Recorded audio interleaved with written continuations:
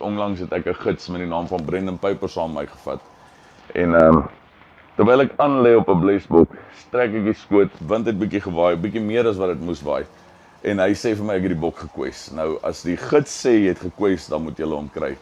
En hy spot toe daarom weer die bok en hy sê ek moet hom skiet. En toe skiet ek hom weer, maar dit lyk my dis weer 'n kwes ou want hy's oor die bult. En toe ek hom 'n derde keer kans kry om hom te skiet, toe skiet ek hom oor die 300 meter.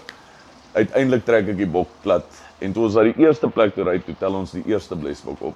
En toe ons na die tweede plek toe ry, waar ek die tweede skoot getrek het, toe tel ons die tweede blesbok op.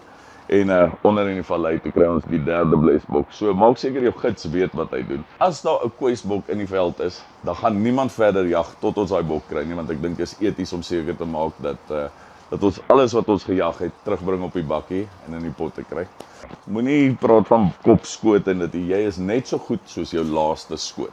So as jy kopskote skiet, trots op jou. As jy 'n kopskoot mis, is dit 'n klein mis.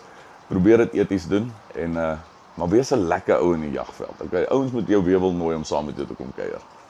Dit is vir my 'n groot voorreg om deel te raak van Help Jag. En ek dink omdat jag en die bosveld so groot passie by ons is, maar ook die feit dat ons 'n verskil kan maak deur ons passies uit te leef. So ek moedig almal aan, as jy nie 'n jagter is nie, raak betrokke, dra by en kom ons maak 'n verskil in duisende kinders daagliks se lewens, deur net te doen wat ons doen.